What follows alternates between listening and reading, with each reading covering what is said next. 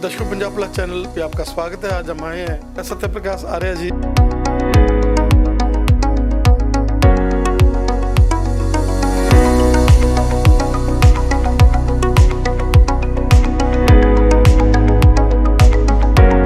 Doctor के पास जाते हैं, अक्सर डॉक्टर कहते हैं कि आपका गैप जो है वो बढ़ गया है। कहीं कहते हैं कार्टिलेज ख़त्म हो गई है, कहीं कहते हैं ग्रीस ख़त्म हो गया है और कहीं कहते हैं गैप बढ़ गया है। और दूसरा टेस्ट करा करके कहते हैं कि यूरिक एसिड बढ़ गया है। लेकिन आयुर्वेद ने तो कुछ अलग ही कहा है। आयुर्वेद तो कहता है कि शरीर के अंदर अगर रस और रक्त का निर्माण ठीक से हो रहा है तो आपकी नसों से रात वो गुजर रहा है।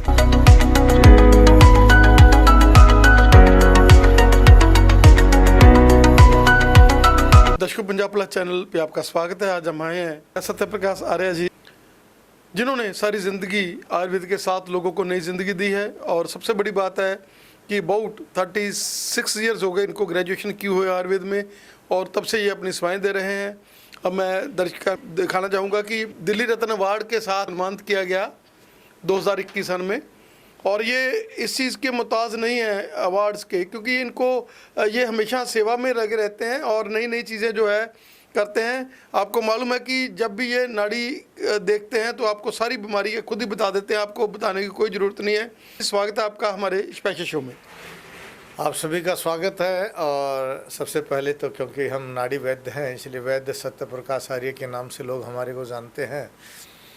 साथ है क्योंकि हमारा एक ऐसा हॉस्पिटल है जिसमें अपनी औषधियाँ बनाई जाती हैं, यानी अपनी फार्मेसी है, हमारी अपनी गौशाला है, हमारा अपना औषधि के लिए फार्म है जहाँ हम अपनी औषधियाँ उगाते हैं। और मैं स्वयं देखता हूँ और स्वयं ही नाड़ी देख करके लोगों को समझाता और बताता हूँ। आज हम बात करेंगे एक ऐसे रोग पर जिससे आज सभी बूढ़ा नौजवान व्यक्ति परेशान है। यानी यूँ कहिए कि नौजवानी तो आज आई ही नहीं है, बचपन से सीधा बुढ़ापा आ गया, क्योंकि कफ बनने लग गया, घुटनों में दर्द हो गया। और घुटनों में दर्द हुआ नहीं कि नपुंसकता शरीर में बढ़ गई। अब हमें ये समझना होगा कि घुटनों में दर्द क्यों हो रहा है। डॉक्टर के पास जाते हैं, अक्सर डॉक्टर कहते हैं कि आपका गैप जो है वो बढ़ गया है। कहीं कहते हैं कार्टिलेज ख़त्म हो गई है, कहीं कहते हैं ग्रीस ख़त्म हो गया है और कहीं कहते हैं गैप बढ़ गया है। और दूसरा टेस्ट करा करके कहते हैं कि यूरिक एसिड बढ़ गया है। लेकिन आयुर्वेद ने तो कुछ अलग ही कहा है। आयुर्वेद तो कहता है कि शरीर के अंदर अगर रस और रक्त का निर्माण ठीक से हो रहा है तो आपकी नसों से रात वो गुजर रहा है। जो रस और रक्त का निर्माण धमनियों के द्वारा, आर्ट्रियोल्स के द्वारा जब आपके घुटनों में आता है, अगर ठीक मात्रा में आ रहा है तो कभी घुटनों में दर्द नहीं हो सकता, घुटनों में कट कट की आवाज़ नहीं आएगी, या घुटने फूलेंगे नहीं, या दर्द और चीस नहीं मारेगी। क्यों हुआ ये? क्योंकि जब हमारी नसें सिकुड़ जाती हैं, जितनी सप्लाई रस और रक्त की नहीं होनी चाहिए वहाँ आम रस बन जाता है। आम रस और आम रक्त के कारण जिन आर्ट्रियोल्स से हमारी रस वाहिनियाँ, हमारी रक्त वाहिनियाँ, धमनियाँ गुजरती हैं, रक्त गुजरता है तो उन नसों को ब्लॉक कर देता है। और जब नसें ब्लॉक हो जाती हैं तो वहाँ पूरा मटेरियल नहीं पहुँच पाता। जब पूरा मटेरियल नहीं पहुँचता है तो डॉक्टर कहते हैं जी गैप ज़्यादा बन गया। ज़्यादा पहुँच जाता तो कहते हैं जी फूल गया। और जो मटेरियल सूख जाता है तो डॉक्टर कहते हैं आपका ग्रीस ख़त्म हो गया। अब बात समझ में आ जानी चाहिए आपकी कि ये ग्रीस क्यों ख़त्म हुआ, आम रस क्यों बना, आम रक्त क्यों बना। क्योंकि जब हम नाड़ी देखते हैं तो विशेषकर हम दो बातों पर विशेष ध्यान देते हैं कि आपकी नाड़ी आम है या निराम है।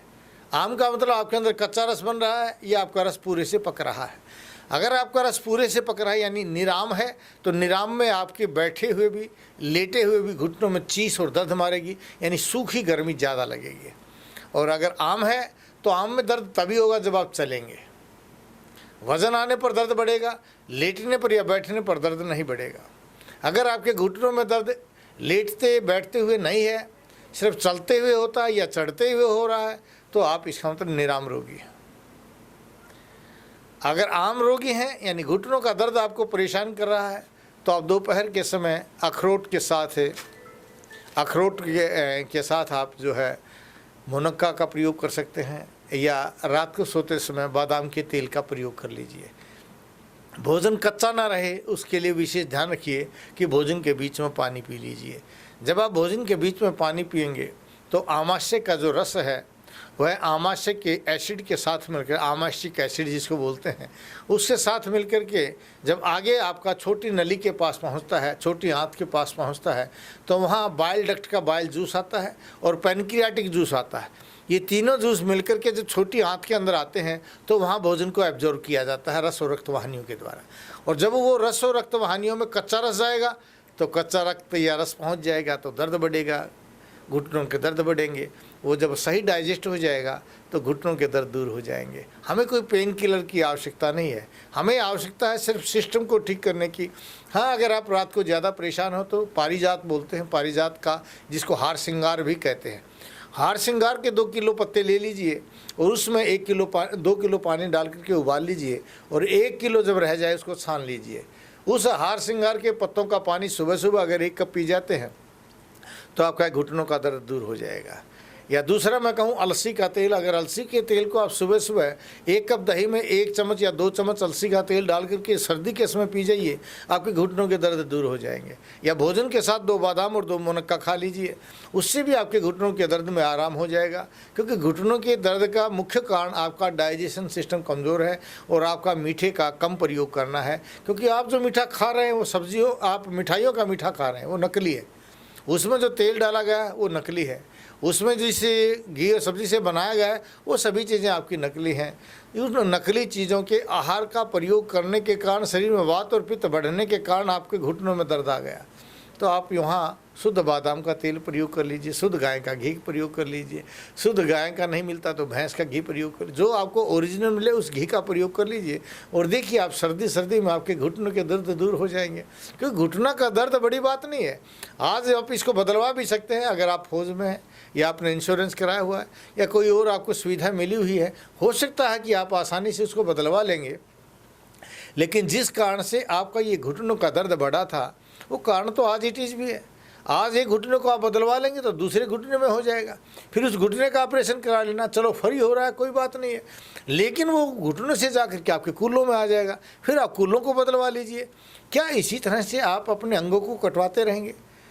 फ्री में हो रहा है क्या इसलिए आप कटते रहेंगे? मेरे ख्याल में तो ये अच्छा नहीं है।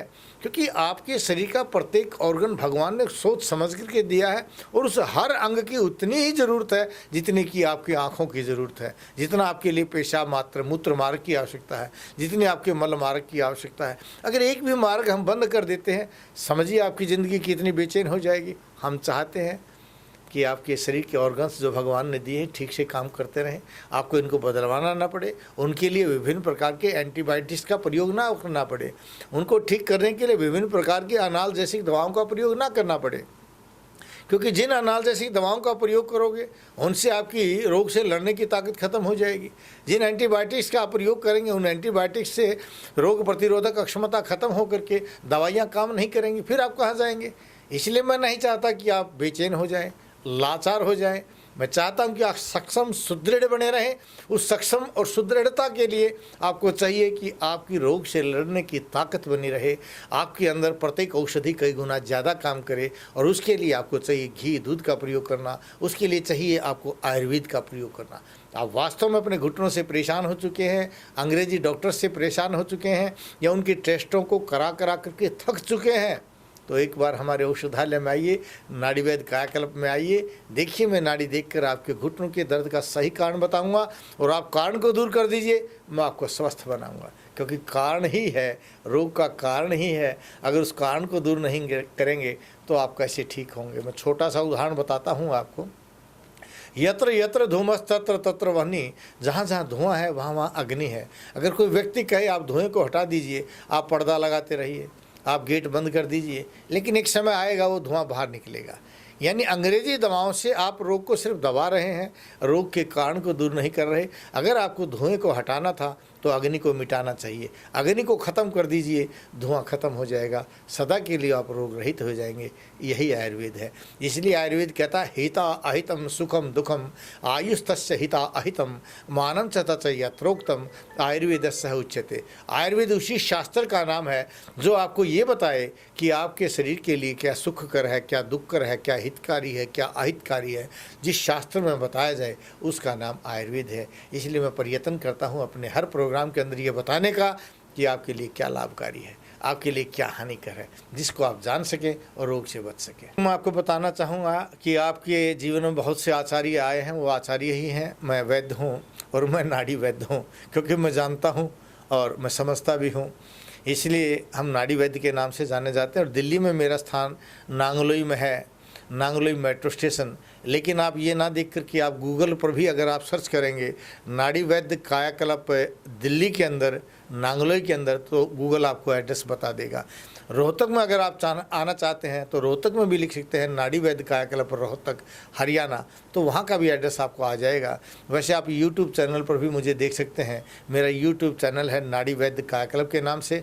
आप उसको सब्सक्राइब कीजिए, बेल आइकन दबाइए और प्रत्येक रोग का घरेलू इलाज आप उसमें कमेंट्स डाल करके जान सकते हैं। मैं चाहता हूं कि आप स्वस्थ रहें। मैं चाहता हूं कि आप अंग्रेजी दवाओं से बचें जो साइड इफ़ेक्ट देती हैं, जो आपकी रोग से लड़ने की ताकत को ख़त्म करती हैं। आपको और हमको मिलकर के अपने राष्ट्र को समृद्ध, खुशहाल और स्वस्थ बनाना है। आइए इस मुहिम में आप सभी का स्वागत है।